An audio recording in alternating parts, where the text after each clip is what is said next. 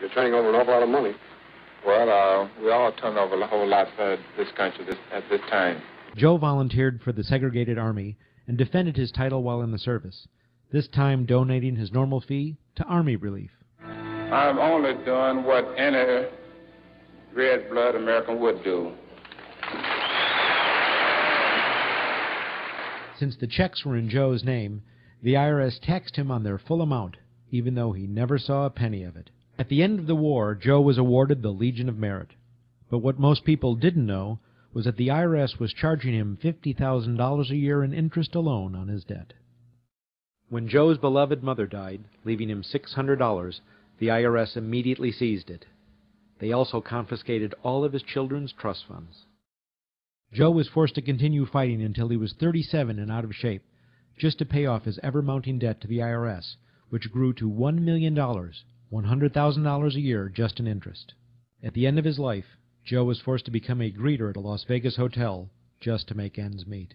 It was a shameful thing to see a man like him, great fighter, great human being, being humiliated and destroyed in this manner, because after all, when you owe Internal Revenue money, no matter what you have, they take away from you. And they took a lot away from Joe Louis.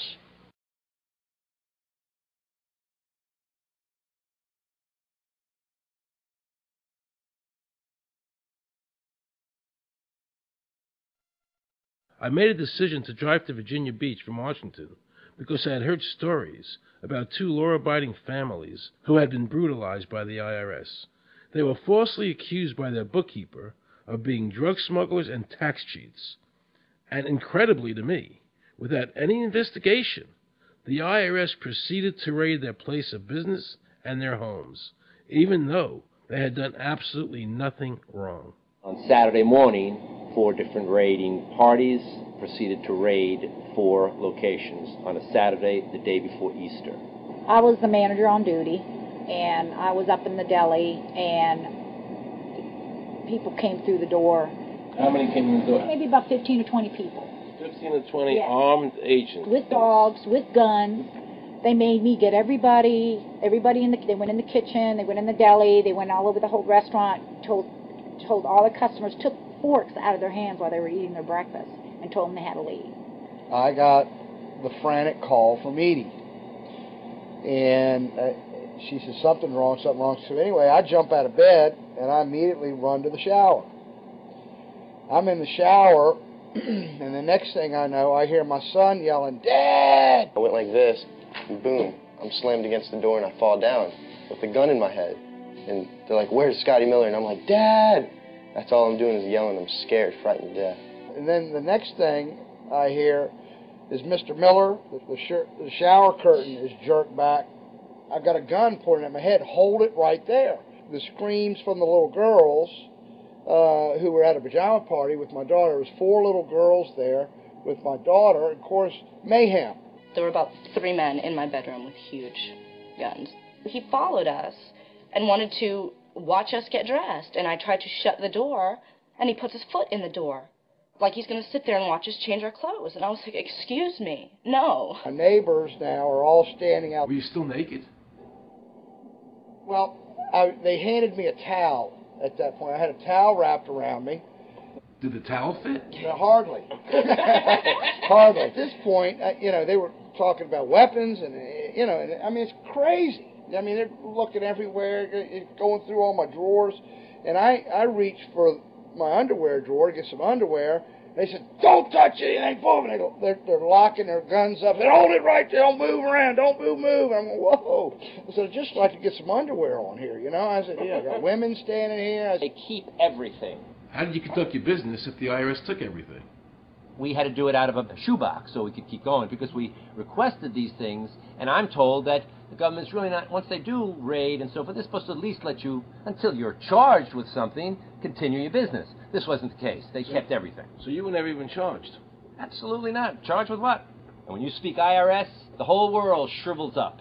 The whole world gets fearful to a point where let's not talk about it. I testified in front of Congress. I would like to know why this dark entity known as the IRS has come into my life and refused to leave.